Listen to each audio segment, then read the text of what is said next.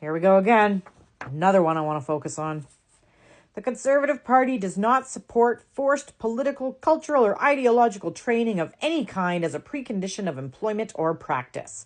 Those employed in the public sector, unions, or self-regulated trades or professions should not be forced to make affirmations or participate in ideological programs as a condition of employment or practice. So what does that say really? So when you work for a large company or, federal part of the federal government, when you go for your first initial training, you go for your orientation, and usually there's classes about the fact that some of us live on Indigenous land, or maybe that there are disabled people that work in your business and that you need to accommodate them by assisting with XYZ. Or maybe somebody in your office is hearing impaired and needs some help with communicating, so your manager just lets you know so that you're aware that the person has special needs. Or how about making allowances for people in wheelchairs so that they can get into their desk and have the desk, set up so that they can do their job? Or what about, of course, when you work in a long-term care home that is primarily one type of immigrant or another? For example, where I live, we have a Finnish rest home. So people with Finnish heritage live in that rest home. Maybe you need to have an introductory course into Finnish people and their culture so that you can respect those patients while you're taking care of them.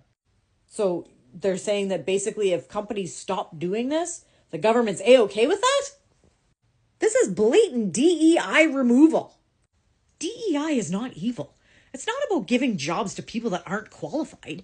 It's about not giving jobs to people who are not qualified because the managers are biased. Do you honestly think disabled people have a leg up in the employment industry? If someone is disabled and willing to still work, is there not things that we should be doing to help these people? But the right has you so convinced that it's all about hiring people that aren't qualified just because it's a woman or just because they're a different color or just because they have different immigration status. That's not what DEI is. DEI protects minorities from being treated like garbage because of people like you. The right-wing agenda has no interest in protecting the people. It never has and it never will. People are chattel to be used to work and get the jobs done that the rich people need done because they won't do it. And if all they got to do is convince the white people that their enemies are black and brown, they'll always have people to do the work because they'll always have people with a gun to help them do it. Literally hidden in one of Donald Trump's executive orders about beautifying the gardens was a small section that wasn't exactly announced. They basically put out a recruitment, a big beacon like the bat symbol. All the MAGA followers that support Donald Trump come to Washington, D.C. We're going to allow our police force to deputize you and help you get a weapon faster. Wonder why he would need to do that. This is not a Donald Trump problem. This is a right-wing fascism problem, and Pierre Poilievre is following in that direction. Please wake up, Canada. Please pay attention. This is happening right now in our lifetimes. And if all you have to do to resist is get as many people as you can on TikTok to follow other people in the world, to learn better information, to maybe share these videos, share this information so that more people around the world see what's happening. And maybe the fact that you're posting things might encourage somebody else to speak up. And that might encourage somebody else to speak up. And that might encourage somebody else to speak up. Not to mention, we can show the people who have less than we do to show them that we still care about them and we're thinking of them. This is the first time I've ever been involved in social media in my life. Anyone who knows me knows my Facebook has very few posts, at least up until this election's nonsense started. I don't post my life on Facebook. I don't post pictures on Facebook. I don't post anything on Facebook. Maybe the odd meme that I see. But I have zero need for validation for people on the outside. Hence why I'm sitting here, no makeup, in my bed with my hair a mess. I don't care.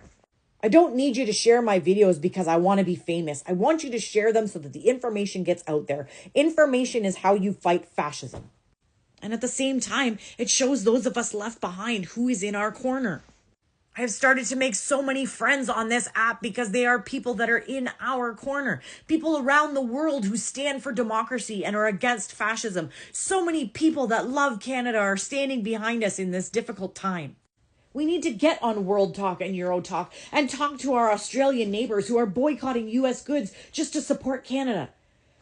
Other countries are boycotting US goods just to support Canada. We need to get out there and tell these people, thank you. Thank you for supporting Canada and being against fascism. Those are the people that you will see are posting more and more and more about what's happening in the United States and what is coming to Canada if you vote Conservative. So please, if you do nothing more today than just click like, the little heart on the side over here, and then you go down to the little arrow, and then it'll say repost. Just repost it. If you do nothing else. If you actually go to comment on my video, that'll make the video get more views. The algorithm works better when you click on stuff and comment on stuff and send stuff. If you don't want to support me because you don't believe what I'm saying, go to World Talk, go to Euro Talk, start sharing the videos that they're doing.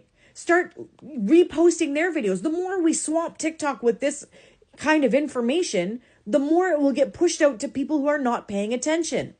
It's the easiest way to protest, because if we don't do it now, we're going to be protesting in the streets someday. To my American neighbors, I am so sorry this is happening to you. Trump was able to put white nationalism wrapped up in a box with a pretty little bow that said cheaper groceries and lower gas. And unfortunately, a lot of the population relies on Fox News for their information.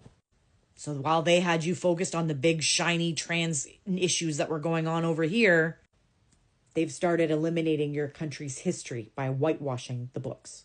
He wants to rewrite the Constitution, and he wants to extend to a third term. That's a dictator, ladies and gentlemen. The IDU is a group made up of Stephen Harper, the leader, Pierre Poilievre, the Republican Party of the United States, the far-right party in Germany, Peter Dutton, who's the far-right conservative in Australia, and now he's pushing for Conor McGregor to run for president of Ireland. This is a global agenda, and Canada is the front line right now. So I'm sorry if the price of gas in your car is a couple dollars more than it should be, but we got way bigger problems than that right now.